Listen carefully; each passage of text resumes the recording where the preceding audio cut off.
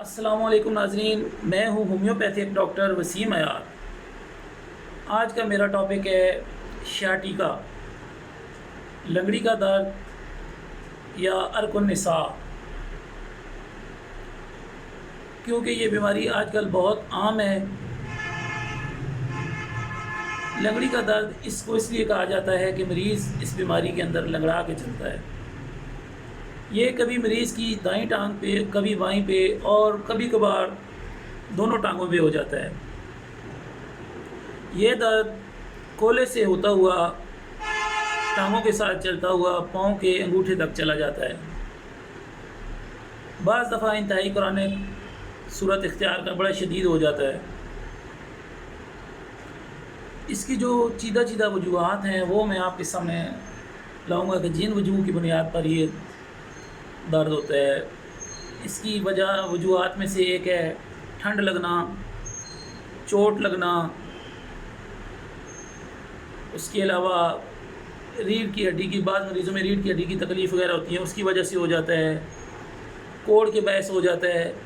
پھر اس کے بعد آرام مغز کی خرابی، ٹی بی کے باعث، کچھ مریضوں میں یہ شوگر کے باعث ہو جاتا ہے۔ جن لوگوں کے پیروں میں قدرتی طور پر خم نہیں ہوتا تو ان لوگوں کو بھی اکثر اس کی تکلیف رہتی ہے۔ کچھ لوگ بے آرام جوتے استعمال کرتے ہیں جس کی وجہ سے یہ پرابلم ہو سکتی ہے۔ خواتین کی مخصوص اعضاء کی انفیکشن یعنی بیماریوں کے باعث ہو سکتا ہے۔ مردوں میں پروسٹیٹ گلینڈ کے تکلیف کے باعث بھی یہ تکلیف ہو سکتی ہے۔ اس کی جو سمٹمز ہیں کیونکہ کرونک صورت میں ہوتی ہیں اور بعض اوقات دکھن کی مانند ہوا کرتا ہے اور ٹانگ سے ہوتا ہوا پیروں تک جاتا ہے۔ اس درد کے باعث مریض کی چال میں لنگڑا پان ہونے لگتا ہے اور اسی بنا پر اس تکلیف کو لنگڑی کا درد بھی کہا جاتا ہے۔ ہومیوپیتھی میں اس کے علاج کے لیے کافی ساری میڈیسنز ہیں جو کہ اس کی سمٹمز کے لحاظ ہیں، لیکن میں یہاں پر چند ایک مخصوص میڈیسن کا ذکر کروں گا جو کہ کلینیکلی پروون ہے۔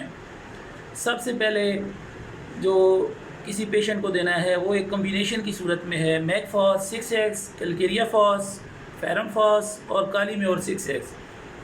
یہ مرکب دن میں 5 بار دینے سے پیشنٹ کو راحت ہوتی ہے۔ جو اس کی انتہائی تکلیف ہے وہ کم ہو جاتی ہے۔ اس کو نیم گرم پانی میں کے ایک کپ میں ڈال کر پلا دینے سے اس کو راحت حاصل ہوتی ہے۔ پھر اس کے بعد اگلی میڈیسن ہے کالی بروم 30۔ بائیں طرف تکلیف اور حرکت سے کرنے سے اس آرام کے لیے یہ میڈیسن یوز کی جاتی ہے۔